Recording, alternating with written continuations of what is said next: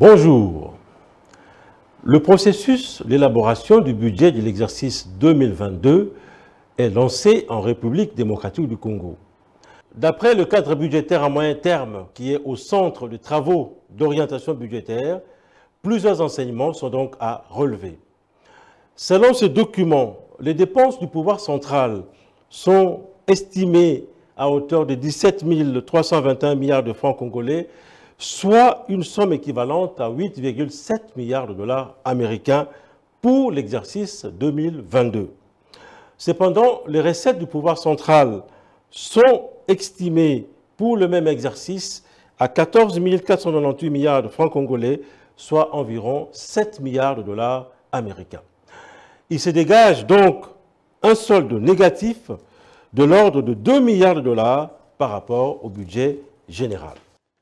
Les projections, tant au niveau des provinces que des entités territoriales décentralisées et TD, n'offrent pas également de possibilités de solde excédentaire. Sous le montant de 6 300 milliards de francs congolais des recettes estimées au niveau des provinces, la totalité de cette somme serait orientée pour les dépenses. Situation semblable pour les ETD, où l'on prévoit près de 112,5 milliards de francs congolais, soit 54 millions de dollars américains. Eh bien, cette enveloppe devrait également être totalement consommée. Il s'ensuit donc l'obligation pour le gouvernement congolais de rechercher d'autres voies de sortie.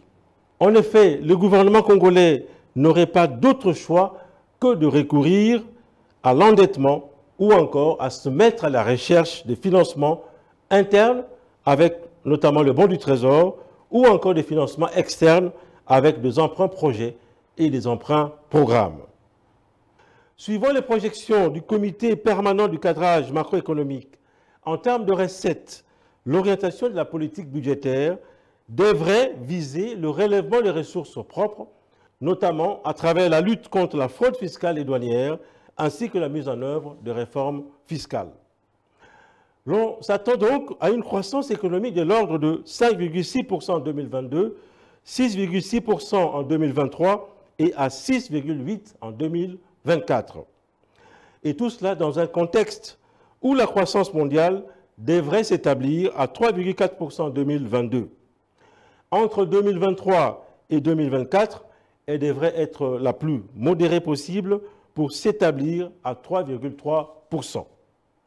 En clair, le souhait du ministre du Budget de disposer d'un budget ambitieux et réaliste appelle donc à une véritable inventivité de la part de l'autorité budgétaire.